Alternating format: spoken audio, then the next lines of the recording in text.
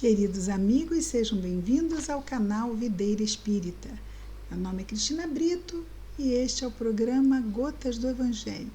Aqui diariamente vemos as mensagens do Espírito Emmanuel, recebidas pela mediunidade de Chico Xavier e reunidas no livro Pão Nosso, publicado pela Federação Espírita Brasileira. Vamos ver hoje a mensagem de número 167, cujo título é Entendimento. Não basta que conheçamos para entender. Às vezes, entramos em contato com um determinado conteúdo do conhecimento humano, mas às vezes não entendemos de pronto e às vezes vamos levando um tempo, num processo de entendimento, cada vez que entendemos melhor. Se formos executar, executaremos melhor. E com certeza a prática é fundamental para entendermos. Imaginemos uma cozinheira que nunca chegou perto do fogão. O entendimento que ela tem de uma receita é do que ela lê. Mas quando ela vai para a cozinha e efetivamente prepara as receitas, cada vez mais ela vai entendendo o que as receitas dizem, porque isto vai se traduzindo, esse conhecimento, no resultado do seu trabalho. Então, um pouco de definição a gente trabalhou, não é? Conhecimento, entendimento. Vejamos, nessa mensagem que tem título de Entendimento, a de 167, Emmanuel nos destaca palavras de Paulo de Tarso, escrevendo aos Romanos, no capítulo 12, versículo 2, diz Paulo: transformai-vos pela renovação do vosso entendimento. Transformai-vos pela renovação do vosso entendimento. Emmanuel comenta: quando nos reportamos, ou seja, quando falamos do problema, quando nos reportamos ao problema da transformação espiritual, a comunidade dos discípulos do Evangelho concorda conosco quanto a semelhante necessidade. Ok. Fácil, tranquilo, todo mundo concorda. O entendimento é importante, né? E vai se verificar na renovação. Mas, diz ele, nem todos demonstram perfeita compreensão do assunto. No fundo, todos anelam a modificação, ou seja, no fundo, todos nós queremos melhorar. No entanto, a maioria não aspira senão à mudança de classificação convencional. Ou seja, agora eu sou cristã, eu agora sou uma espírita. Então, o título, não é?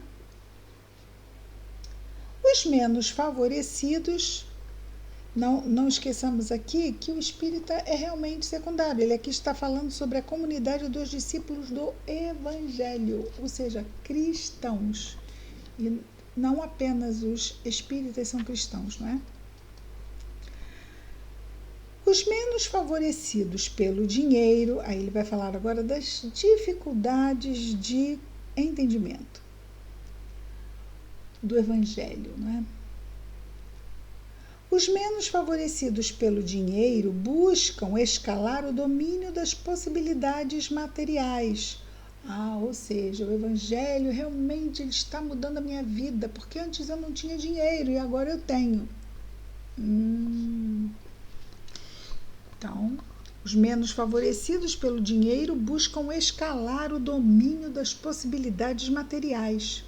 Os detentores de tarefas humildes pleiteiam as grandes posições e, num crescendo desconfortante, quase todos pretendem a transformação indébita, ou seja, que não estão fazendo por merecer, a transformação indébita das oportunidades a que se ajustam, mergulhando na desordem inquietante. Então, não vai acontecer, né? Porque milagre mágica, isso não é nem milagre, é uma mágica.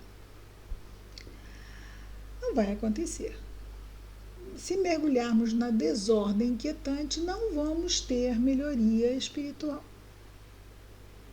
A renovação indispensável não é a de plano exterior flutuante, ou seja, não são rótulos nem aparências, não é isso que realmente vai revelar a nossa melhoria espiritual.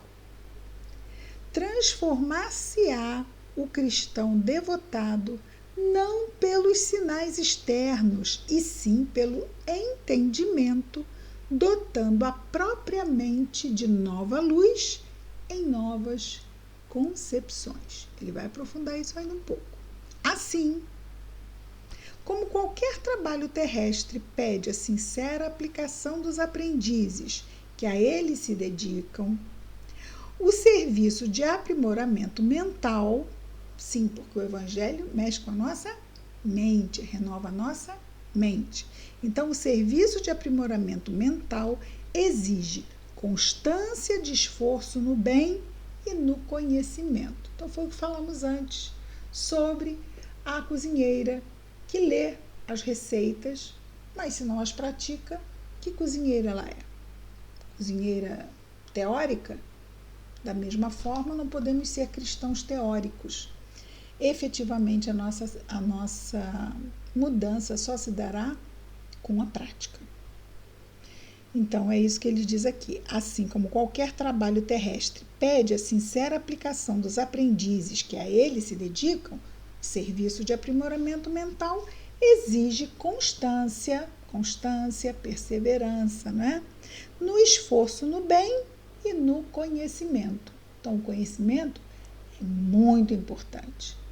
Não adianta uma pessoa estar na frente, eu falo cozinheiro, né? Uma pessoa estar na frente do fogão ou dentro da cozinha e não ter a menor noção de como se faz. Então, o conhecimento é importante. Mas sem a prática, não vamos adiante. Então, é uma aliança de fatores. Continua, então, nosso Emmanuel. Ainda que é forçoso reconhecer, fator importante, que a disciplina entrará com fatores decisivos. Então, quando ele diz antes que o serviço de aprimoramento mental exige constância de esforço, ora, constância de esforço para nós, espíritos imperfeitos, exige muita disciplina, porque a gente desanima, porque a gente se distrai, porque ora eu estou muito atenta, mas ora eu já nem sei onde é que eu estou com a cabeça. Então, essa disciplina de mantermos o quê? O foco nos nossos objetivos. Espera aí, eu sou espírito mortal, reencarnado para me melhorar. E as dificuldades e tempestades da minha vida são provas para me ajudar nesse trabalho de melhoria. Então, precisamos ficar muito atentos. E a disciplina nos mantém, nos ajuda a manter essa atenção e essa lucidez diante das coisas. Não te cristalizes, pois, nos diz Emmanuel, em falsas noções que já te prejudicaram o dia de ontem. Então, quer dizer, erros nós já investimos em todos. Vamos tomar cuidado para não voltarmos a investir nesses erros que já nos prejudicaram em nosso passado.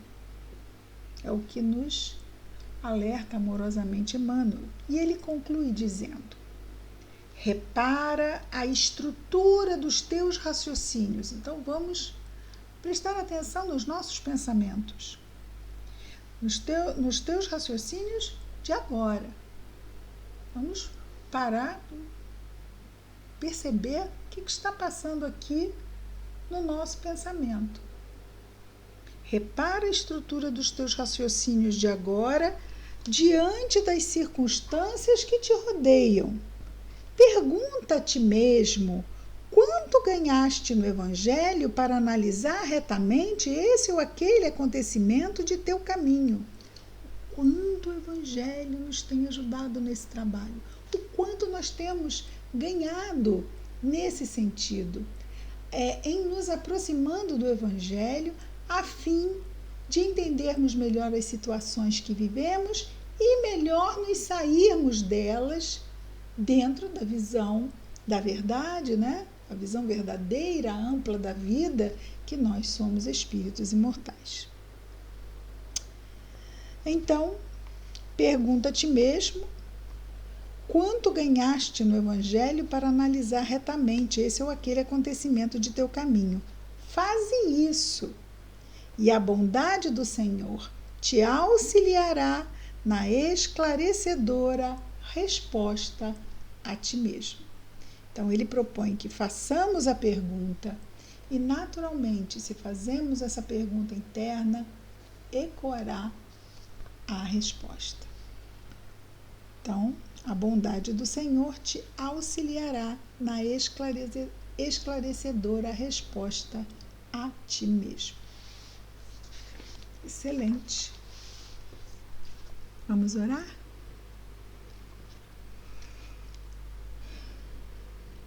Querido Mestre Jesus, obrigado, Senhor, por mais este dia. Quantas bênçãos, Senhor, quantas oportunidades. Ajuda-nos a estarmos atentos, vigilantes. Ajuda-nos, Senhor Jesus, a nos lembrarmos da prece. Abençoa o nosso anjo guardião, Senhor, que está sempre conosco. Abençoa a nossa saúde física, mental, emocional e espiritual. Abençoa nossos lares, nossas famílias, nossos afetos.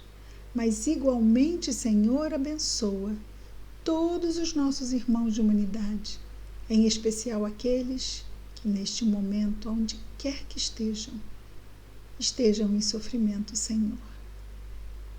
Que as tuas bênçãos estejam em nós e entre nós, Jesus, hoje e sempre. Graças a Deus.